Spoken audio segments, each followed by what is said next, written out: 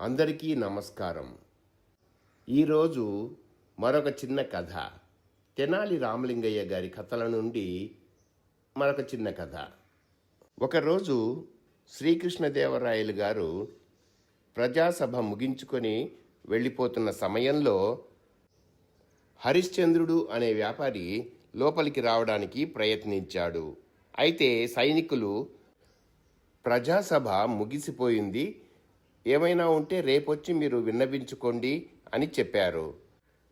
మహారాజు గారు తెనాలి రామలింగయ్య గారు అటు వస్తూ ఆ విషయం విన్నారు.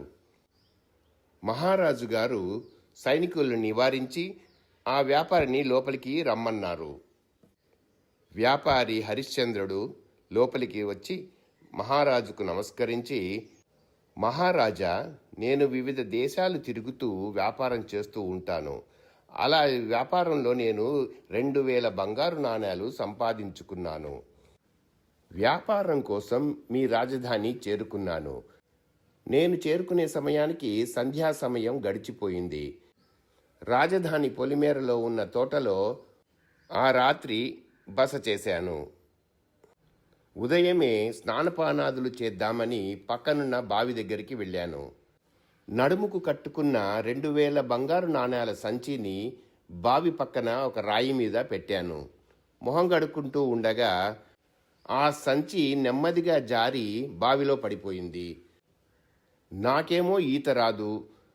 అటుగా వెళ్తున్న ఒక వ్యక్తిని పిలిచి జరిగింది చెప్పి సహాయం కోరాను. సహాయం చేస్తే మరి నాకేంటి లాభం అని అతను అన్నాడు.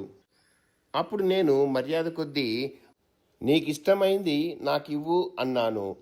అతడు బావిలోంచి సంచి తీసి అందులోంచి 2 నాణేలు నాకు ఇచ్చాడు. మిగిలినవి తీసుకొని వెళ్ళిపోయాడు. నేను అతన్ని ఆపి మాట్లాడుతుండగా చుట్టుపక్కల వాళ్ళు అక్కడ జమ అయ్యారు. వారంతా కూడా అతనినే సమర్థించారు. అప్పుడు తెనాలి రామలింగయ్య గారు కల్పించుకొని, మహారాజా, మీరు వెళ్ళి విశ్రాంతి తీసుకోండి, ఈ సమస్యకు పరిష్కారం నేను చూపిస్తాను అన్నాడు. మహారాజా వారు వెళ్ళిపోయారు. అప్పుడు తెనాలి రామలింగయ్య గారు వ్యాపారిని ఆ వ్యక్తి పేరేమిటి అని అడిగాడు. అయ్యో, ఆ విషయాలు ఏవి తెలియదు గురువుగారు, కానీ అతని మొహం చూస్తే నేను గుర్తుపట్టగలను. పక్కవారి మాటల వల్ల అతను ఈ ఊరి వ్యక్తి అని గుర్తించాను అని చెప్పాడు. అయితే తెనాలి రామలింగయ్య వ్యాపారితో, మీరు ఈరోజు ఇక్కడే బస చేయండి, రేపు జరిగే ప్రజాసభలో మీ సమస్యకు పరిష్కారం చెప్తాము అంటూ తెనాలి రామలింగయ్య వెళ్ళిపోయారు. మరుసటి రోజు ప్రజాసభకు ప్రజలందరూ హాజరయ్యారు. అప్పుడు తెనాలి రామలింగయ్య వ్యాపారిని బావిలో నుండి సంచి తీసిన వ్యక్తి ఎవరినో గుర్తుపట్టమని అడిగాడు. వ్యాపారి గుర్తుపట్టాడు. రామలింగయ్య అతనిని ప్రశ్నించగా అతను వ్యాపారి చెప్పిందే చెప్పాడు. ఇద్దరూ ఒకే మాట చెప్పడంతో తెనాలి రామలింగయ్య గారు ఈ సమస్యను ఎలా పరిష్కరిస్తారో అన్న ఆసక్తితో ప్రజలందరూ ఎదురు చూడసాగారు. అప్పుడు రామలింగయ్య గారు సహాయం చేసిన వ్యక్తికి 2 బంగారు నాణేలు, మిగిలినవన్నీ వ్యాపారికే ఇవ్వాలి అని తీర్పు ఇచ్చారు.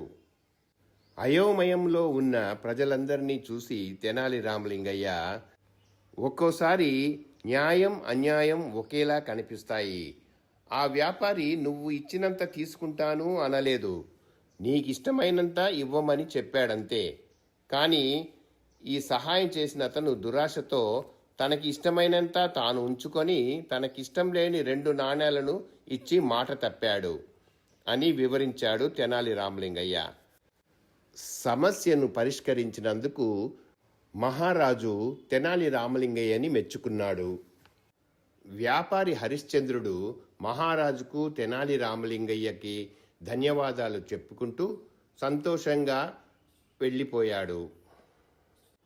ఈరోజు కథ మీకు నచ్చినట్లయితే లైక్ చేయండి, కామెంట్ చేయండి, సబ్స్క్రైబ్ చేయండి. ధన్యవాదాలు.